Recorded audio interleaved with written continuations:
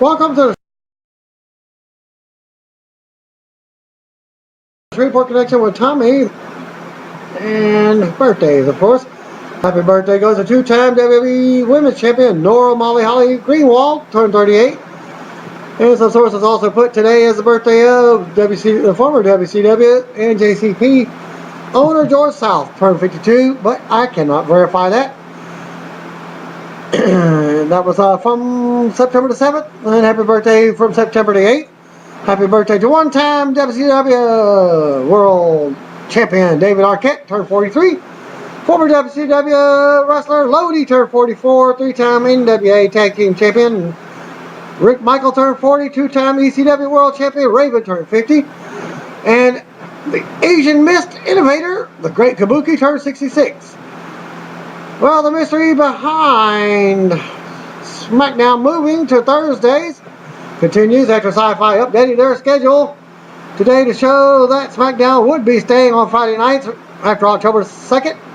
Changed back to a short time later. As of this video, they still have SmackDown moving to Thursday nights at 8 p.m. Eastern Standard Time beginning October 2nd. However, F4W Online confirms that it does not, as WWE officials have confirmed them to stay on Friday night. Reality of Wrestling promotion owned by Booker T issued the following statement press release.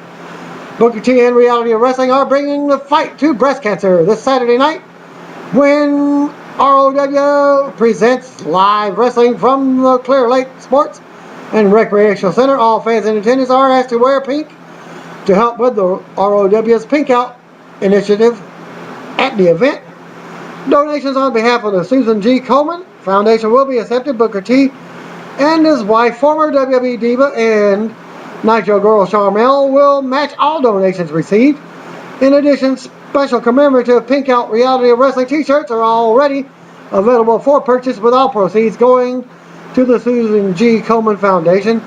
Tickets and merchandise for the show are available at realityofwrestling.com. Are you currently undergoing cancer treatment, or are you a breast cancer survivor? Reality of Wrestling wants you to be their special guest. To receive a free ticket and special t-shirt for the event, please contact Portia Anderson at 713-927-2830. Representatives from the Memorial Hermann Breast Cancer Center will be in attendance with information about breast cancer awareness, ways for people to get involved, and other information as well. Breast cancer is something that affects everyone, not just the person who is afflicted with the illness. We all know someone who has been affected by this disease. Charmel and I want to do our part to help get rid of cancer. And this is something we can all dig. And finishes off with Booker T. For more info on the upcoming show and ticket info, please visit realityofwrestling.com. Regarding Batista's status, Marvel Studios is currently restructuring his contract that will likely see him to get more money due to the success of Guardians of the Galaxy. This will also lock Batista in for a number of other Marvel movies. Batista is slated for Guardians of the Galaxy 2, as well as a third Avengers movie, where he will have a significant role. That movie will be a few years down the road, as the second Avengers movie isn't scheduled to be released until May 2015. Batista's people in Hollywood reportedly don't want him to be involved in pro wrestling. They feel that he didn't get what he was promised and feel that WWE dropped the ball by not letting him use some of his own ideas to get himself over. Batista has expressed some of these frustrations, but it's said that he does want to return. The two sides are in talks, but WWE will be coming second to his movie career. Batista is said to have other movie offers coming in, as he reportedly received a substantial deal to star in the Kickboxer remake with UFC star George St. Pierre. Chris Jericho wrote the following on Instagram about his dive from the top of the steel cage on last night's Raw. I haven't done this since an indie show near Calgary in 1993. Guess I was just waiting for the right time to bust it out again. What's that? I'm 43 now? No way! Hashtag that's that show ya. Do it, kids! Or that's how you do it, kids. Hashtag Baltimore rocks. Hashtag Y2J is back, baby. And then another hashtag WWE Raw at WWE. Noted before, the WWE Slam City DVD is expected to be a UK exclusive release, but is now being added to the WWE DVD schedule in Australia, so it could be released internationally.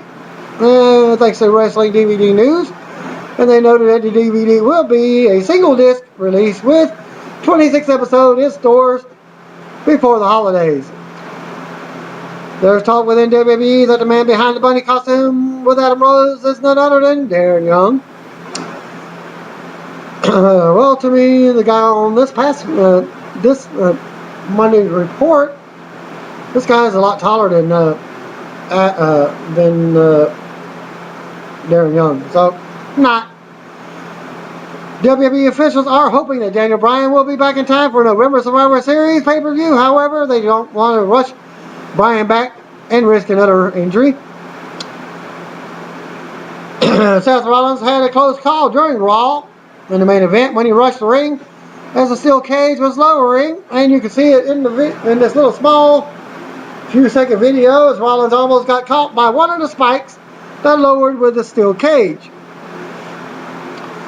Former WWE diva Eve Torres Gracie revealed on Monday that she will be filming a movie in China, also starring Jackie Chan. I'm super excited to announce that I am off to Beijing, China for a sweet role in an upcoming film, as she wrote at EveTorres.com. I am totally thrilled because I will be working with one of my childhood idols, Jackie Chan. I will also be learning from the best, working hard, and having a blast. Eve did not mention the name of the film, though Chan is listed on IMDb as currently filming the movie Skip Trace with Johnny Knoxville. That film began filming on September 3rd and is slated to be released March 17, 2016. WWE is now advertising Dean Ambrose for the Raw TV event on September 22nd from Memphis, Tennessee at the FedEx Forum.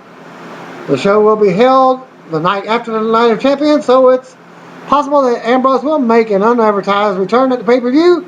Ambrose is currently filming the WWE Studios movie Lockdown. Aaron Firestein of Twitter.com/The Hill Aaron attended Raw in Baltimore, Maryland, and sent the following report. I was sitting on a corner on the floor. There were signs confiscated by the security guard in front of me. He had the signs behind the chair. The only sign I could actually make out was asked for business sign in multicolors. Lettering. There was CM Punk chants before the Superstars taping started. Chris Jericho versus Bray Wyatt match was awesome. The crowd was split as well. There were chants of "Let's go Wyatt" and Y2J back and forth. The Jericho splash from the top rope started receiving "holy shit" chants, but when they went to "this is awesome" chant, definitively the best match of their feud. The Wyatt entrance is still amazing in person with all the lights. I've seen it live about 4 times already now. Dolph Ziggler got a nice pop, but I think the crowd was disappointed that he wasn't going to wrestle. The Divas match was alright. AJ Lee got a nice pop, but once Paige's music hit, she got the louder pop. What can I say about Paul Heyman? He had the crowd in complete control, as he should have. He had boos and cheers. John Cena by far still drew the loudest pop of the night. Thanks to Cena for pointing out the two guys with white shirts. And I was on Raw. Good segment though, and the crowd was well into. Sheamus got a bigger pop than I expected. The crowd enjoyed the match with him and Rollins. I'm now digging Rollins' theme music as it grew on me. Cesaro got booed at the end.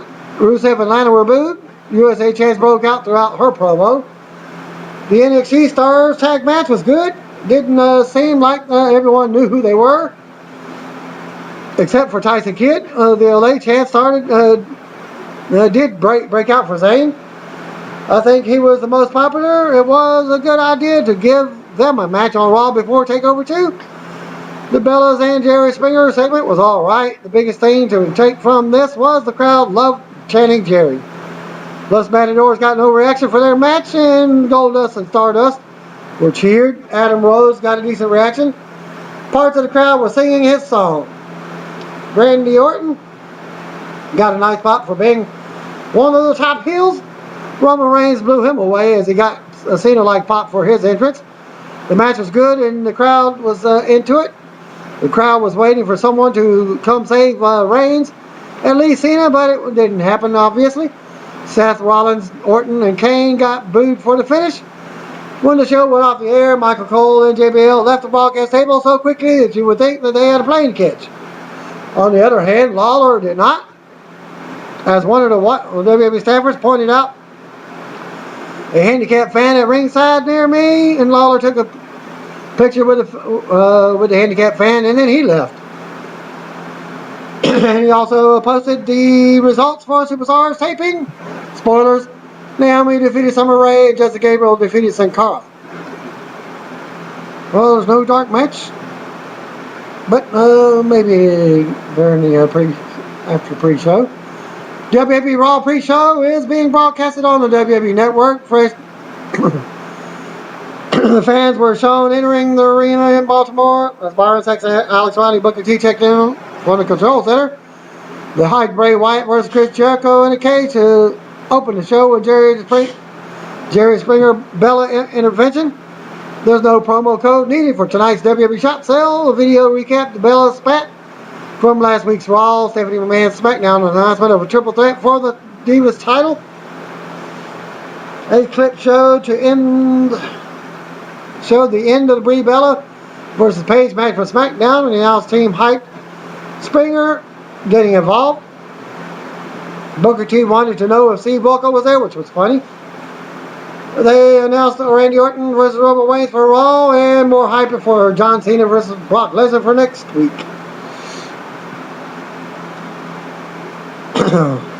Then the announced team hyped NXT TakeOver for this Thursday. Video recapped the 6-man main event from Raw. The team tried to counter-sell Cena's action so that he can once again overcome the odds. The panel agreed that if Cena got to 17 championships, there would be no argument and that he is the greatest in WWE history. Remember this moment when it happens. Probably obvious from Booker T. The team narrated the Reigns versus Orton brawl from SmackDown, and then the team discussed if Reigns had Orton's number. A video recapped the Jericho versus Bray Wyatt feud, and the panel hyped the opening cage match, as Riley predicted Jericho wouldn't walk out of the cage tonight. Raw starts off from Baltimore, Maryland. The cage was shown lowering onto the ring as Michael Coleslaw hyped the opening match. A video announced the season premiere of Raw and hyped Reigns versus Orton, Jerry Springer, and more on Cena versus Lesnar. Back in the arena, the pyro popped and Jericho made his entrance with his light bright jacket, which was red and black. He made his entrance, and Coleslaw, JBL, and Jerry the King Lawler checked on the commentary as Bray Wyatt and family did their city-specific entrance. Yo, we're here. Chris Jericho versus Bray Wyatt with the Wyatt family in a cage match. Well, the Wyatts were outside the cage. Crowd was hot and chanting for both men before the Wyatt even entered the cage. After some even back and forth action, Wyatt made a run for the door, but Jericho stopped him easily. Jericho made the next quick escape attempt in the corner, but Bray dragged him back in. Jericho charged at Wyatt. Wyatt ducked and Jericho crashed into the cage. Wyatt hit a corner splash into the cage and posed over Jericho as we go to commercial. Jericho started his comeback and hit a lion salt. He tried for the walls of Jericho, but Wyatt whipped out of it. Jericho quickly recovered and tossed Wyatt into the cage. Jericho showed exhaustion and finally started to climb the cage, but Wyatt was able to catch him and hit a middle rope superplex. Wyatt popped up into his crab walk and headed towards the door very slowly, but Jericho, of course, stopped him. Wyatt hit a one-armed slam for a 2 count. And then Wyatt yelled at the crowd and went for the slingshot into the corner. Jericho landed on the top rope and tried to escape again. Wyatt caught him, but Jericho hit a Frankensteiner. Jericho climbed the cage, and Wyatt family circled him to keep him from escaping. Jericho stood on the cage, shrugged his shoulders, and jumped off for a bad crossbody block.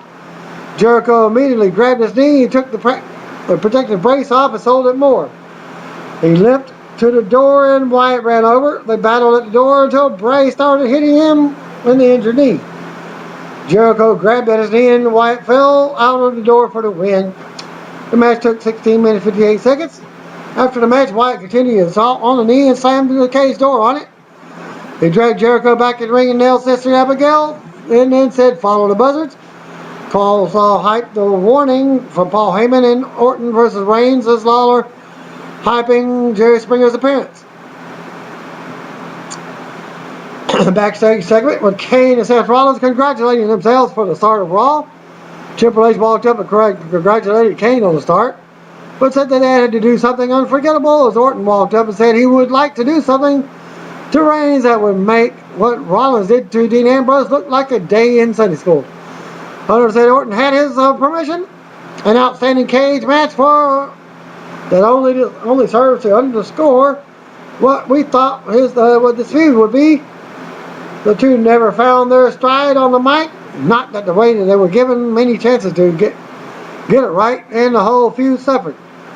Wyatt looked good here, and I don't think he lost anything in this feud, but it sure does feel like they spun their wheels on it. Dolph Ziggler stood in the ring with a microphone for his segment and said that last week a number of celebrities had their phones hacked and embarrassing photos released. Ziggler said no celebrity deserves that. He corrected himself and said maybe one, D-lister celebrity deserved it, and he put up photos of Miz in a shower cap and facial scrub in his underwear and Miz shaving his chest hair. JBL asked who was taking the picture, which was a good question. Miz and Damian Sandow interrupted before Ziggler could post a third one. He walked to the ring, cutting a promo and pointing his finger, while Sandow pointed his finger. Miz said if Ziggler took it any further, he would make sure Ziggler would never work in this town again. Well, Ziggler said he would show it, and it was Sandow spraying tan on a naked Miz's ass. It was pixelated. Sandow jumped in the ring and ate a drop kick. Miz then jumped down before Ziggler could get him. Ziggler gave Sandow the zigzag and demanded Miz to get in the ring. Very terrible segment. If you like comedy, this was your moment, though. I can't believe the Intercontinental Championship has been devalued to the point where a homophobic gag photo is needed to get the feud over for it. Points to WWE for at least incorporating an actual current event this time. Sometimes WWE shows up 3 months too late and tries to capitalize. Well, match number 2, Natalya and Rosa Mendez versus AJ Lee and Paige. First minute of this match was last quarter of the hour. The announce team said Stephanie might have made this team pairing of AJ and Paige as a way to help Nikki. Then they spent 30 seconds trying to give us backstory on Natty and Rosa. Guess no one has ever heard of, show don't tell. Not only started the match, but quickly tagged out to Rosa. Nothing more than that for Natalia. Rosa would not tag out as she had the chance. AJ grabbed Paige's hair and slapped her in the chest to tag herself in. She put Rosa in the Black Widow for the win, and the match took 2 minutes 34 seconds. After the match, Paige yelled at AJ. AJ snatched the title away and kissed it. Paige acted disgusted and then kissed it herself as it was handed back to her. AJ skipped away. A video showed Jericho jump from the top of the cage and Wyatt's subsequent attacks to the knee. Backstage, Jericho was getting treated by the trainer. Orton flew in and slammed Jericho's knee into a crate. He stood over Jericho and said, "Sorry, Chris, it's the season premiere." Then they cut to a commercial. Both AJ and Paige are mental. Got it 6 weeks ago. Say goodbye to Chris Jericho, folks. Now we know how he exits, at least. But wait, he's on SmackDown this coming week, too. Paul Heyman was introduced in the middle of the ring. Heyman parodied. They saw him and said that though he walked through the valley of the shadows, C Nation, He fears no thugonomics because he is the advocate for the beast incarnate. Before he could say much more, Cena's music hits, and out he comes to the ring to a good pop, I'll admit. Didn't expect it there.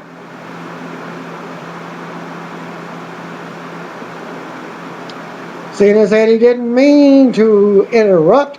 He said if Heyman had something to say, he wanted to allow Heyman to say it to his face. Heyman said it was that attitude that made Cena the greatest WWE champion in history up until SummerSlam. He said they anticipated Cena coming to the ring and Lesnar giving Heyman permission to drop the warning if that happened and offer Cena some advice on how to beat Lesnar. Cena said his game plan has 3 words: never give up. He said Lesnar beat Undertaker at Mania and no one has heard from Taker in months. He said Lesnar beat Cena at SummerSlam, and the next day he said that they should go again. He shoved the towel at Heyman and said, Brock probably can't read it, but here it is. Heyman started laughing and said Cena couldn't help but be John Cena, and that was his weakness. He said Cena comes out here and busts his ass for the kids who come to the live shows and chant, "Let's go Cena." He said that Lesnar gets in the ring, they chant, "Cena sucks." He said it over and over and over, and Cena took a step towards him. Heyman said he knew it got to Cena. He said all Cena had to do was give him one time. He told Cena he needed to bust a rhyme on a fat slob in the 6th row who chanted "Cena sucks" at him. Heyman did one of his own and tied it into the Baltimore Ravens. He said if Cena did it just once, everything would fall into place and he would be the one to beat the one in 21-1. He said that he believed in Cena, but Lesnar didn't think Cena had it in him. Cena then teased telling the fans to shut up, but after getting huge competing chants of "Let's go Cena" and then "Cena sucks," Cena told Heyman to shut up. Cena said Heyman was asking him to throw away everything he is. He said all he knows is to eat, sleep, beat John Cena, repeat, beat John Cena, repeat, beat John Cena, etc. But he comes back and said, I eat, sleep, be John Cena, repeat, be John Cena, repeat, be John Cena. He said, why would he change so he can pop for a guy for one night who will run right back to the internet and say how much Cena sucks still? Cena then said he loves being who the kids cheer and the dads hate. He asked everyone if anyone knew how it made him feel to have the kids who were asked what their one wish is picked to hang with him all day. He said it was because of that, and the man who gave him a Purple Heart because Cena inspired him when he lost his leg in combat, that all he knows how to do is be John Cena. He said if he gave all that away, what did he really win? He said the conversation was over and it was time to fight. He said if he did it now, the headlines would read, Cena beats up defenseless Paul Heyman. He said next Monday he was going to fight Lesnar, or if he stayed home, he would fight Heyman. He dropped the mic and stormed off. A lot to digest here. I think we just got the definitive John Cena will never turn heel promo, of course. Wrestling 101 says that means he turns heel next week. But I'm going with the former. I do not like Cena pointing out how he bounced back in a mere week after his beating. But on the whole, this was a good segment. Heyman was unbelievable here. I mean, really, really excellent. Cena was on point too with his delivery. I'm sure that there was a lot of truth in what he said, so it was easy to believe. Sheamus versus Seth Rollins. Rollins threw the briefcase at Sheamus to start things off. Sheamus knocked Rollins to the floor. Cesaro's music hit. Now he comes to the ramp and started staring with Sheamus.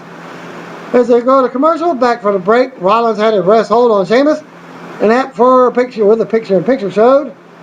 Rollins hitting a nick on Sheamus during a break. Cesaro had made his way to ringside.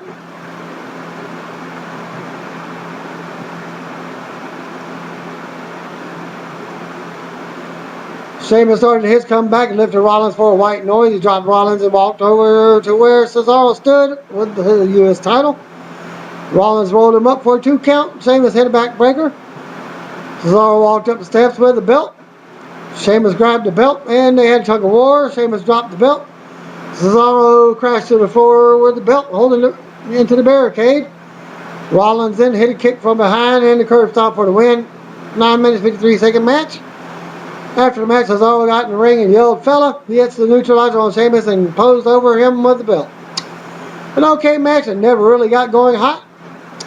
Sheamus looks like a complete moron in the match. It's bad enough when the distraction works once, but twice in less than a minute. Pretty bad. And now Steam narrated video clips of Mark Henry versus Rusev feud.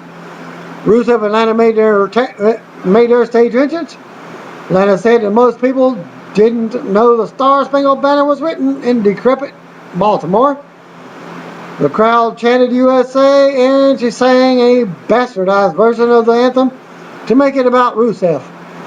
She said there was only one real national anthem and had the Russian national anthem played while a picture of Putin filled the screen.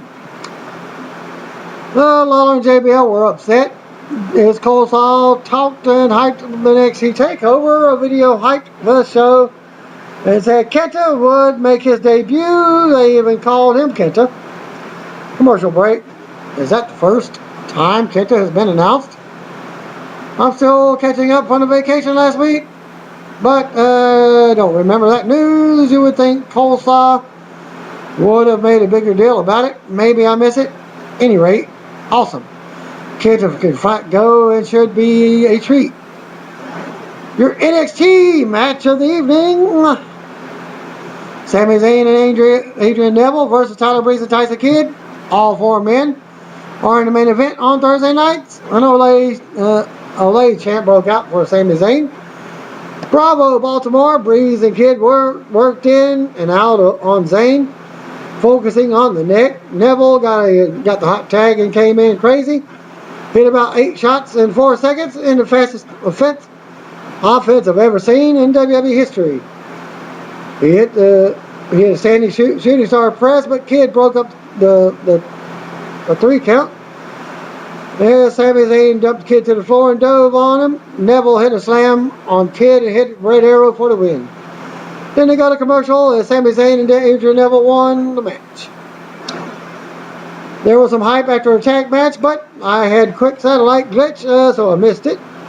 Good showing from the NXT crew. That was a smart thing to do for Thursday. In fact, I was surprised by the poor build on Raw for the last NXT special. Stephanie McMahon made her in-ring entrance.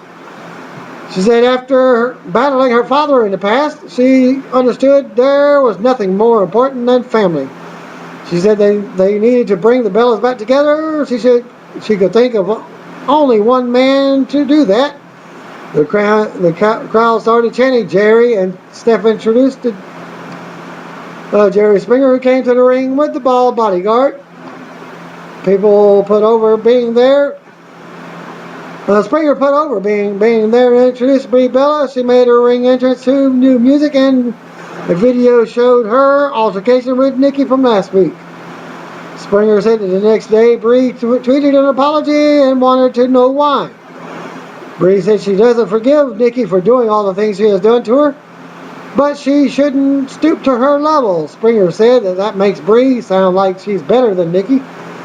Brie said she wasn't the one who said that she wished her sister died in the wound, which was overemphasized.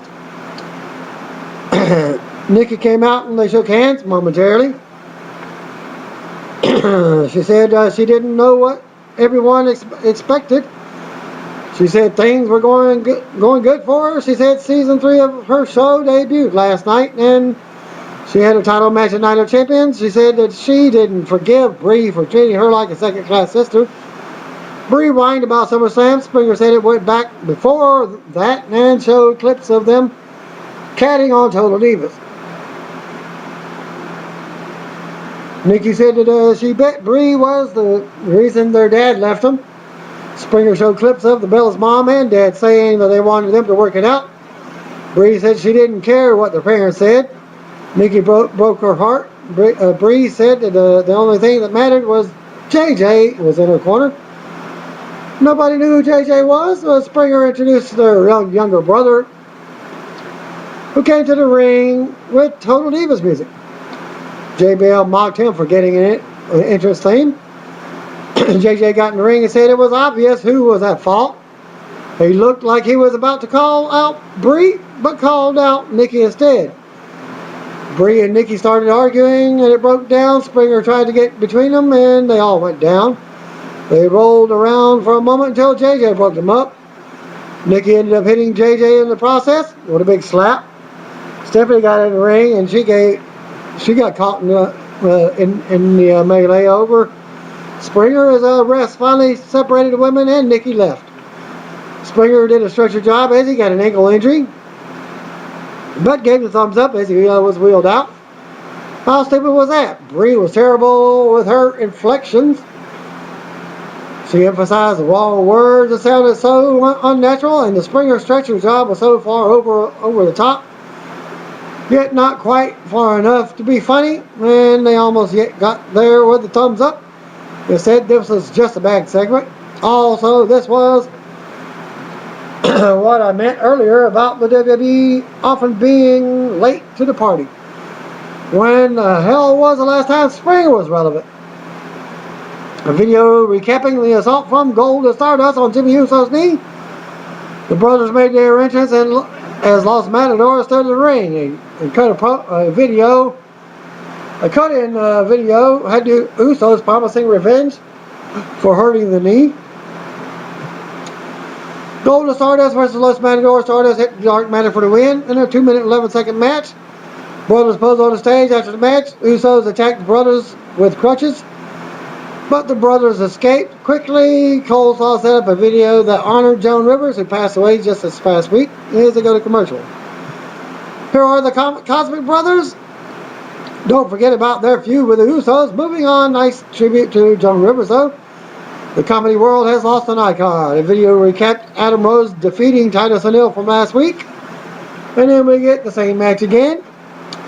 Yes, but Heath Slater in the corner as Titus slammed Rose to start off the match. The Bunny and the Rosebuds pounded on the mat. Titus watched as Slater ran over and tried to dive on the Bunny. The Bunny ducked to hit a super kick on Slater, and Rose hit the party foul on Titus in the middle of the ring. After the match, the Bunny hit the top rope splash on Titus, as Adam Rose told him to come on in the ring, and he nailed it. Adam Rose won the match in 1 minute and 20 seconds. Backstage, Renee Young asked Roman Reigns what he thought about Orton, what Orton meant about making this a season premiere to remember. As Reigns said he had no idea, but he does know Orton was the Viper. He held up his fist and said, "But this is the antidote." Uh-oh. And then a video recapped the Cena and Heyman angle. The video hyping Brock Lesnar, as Lesnar was announced for next week's Go Home Raw show. Randy Orton made his ring entrance for your main event.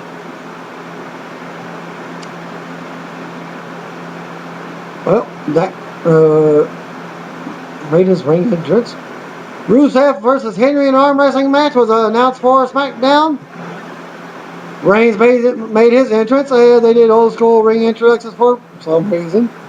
Inside the ring, Randy Orton versus Roman Reigns, as Reigns immediately clotheslined Orton to start off over the top rope. Man, he went to the floor, and Orton drove him into the stairs. Back inside the ring, Reigns reversed a suplex attempt, and Orton went to the floor. Commercial break. Orton was pounding Reigns against the bottom half of the stairs. A video showed him whipping Reigns into the stairs during the break. Kane and Rollins were shown backstage watching on a monitor. Orton's left eye was swollen from below as he hit the top rope superplex for a 2 count at 9 minutes 45 seconds as they go to another commercial. Came back with Randy Orton, chin lock of doom. Reigns powered out of that move and the two men traded blows. Reigns hit a slam and both men were selling it. As it goes past the 10 o'clock hour, Reigns starts his comeback Hits a Samoan drop for a 2 count. Orton came right back with a power slam for a 2. Orton tried for a draping DDT, but Reigns fought out of it and hits a single leg through the ropes. Orton scored a roll up and then reversed the second rope.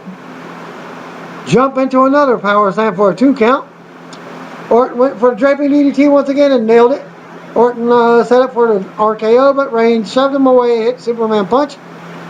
Both guys sold it, and Kane and Rollins ran out with a ton of people in black clothing coming to the ring as Roman Reigns was declared the winner by disqualification in 20 minutes 12 seconds.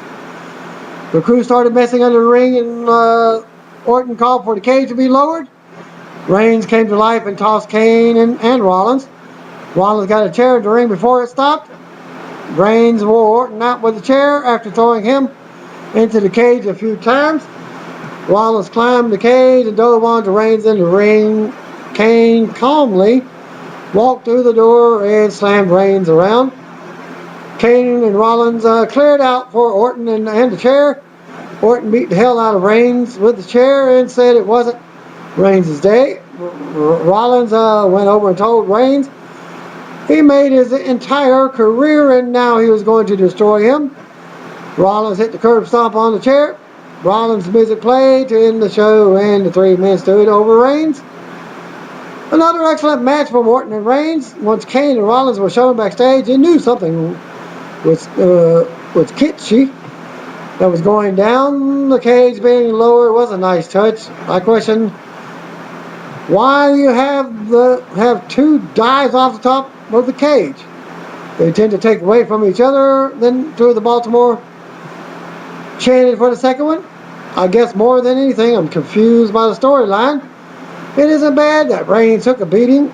I just don't see to what end right now, as Ambrose has to film a movie. Reigns has no idea. All in all, a weak episode of Raw from some really hot spots. If I were grading this by an average of the impact of the various segments, it probably comes out to be an average show. Cena and Heyman were very good. The cage match and the main event were excellent matches. NXT got some good love, but the rest of the show just came across as weakness and afterthoughts. Aaron Firestein again from Twitter. The heel Aaron attended Raw, posted what happened after SmackDown, which was none other than John Cena, Big Show, and Mark Henry beating the Wyatt family in less than 5 minutes in a dark match. There were chants of sexual chocolate that broke out during the match, and lots of people had left when the show went off the air, but when they heard Cena's music, when Cena coming out, first, most of them came back and sat their asses in their seats, and nothing more than that. Thanks for viewing. Peace out. See one might be it, and if you didn't know, you better call me, bro.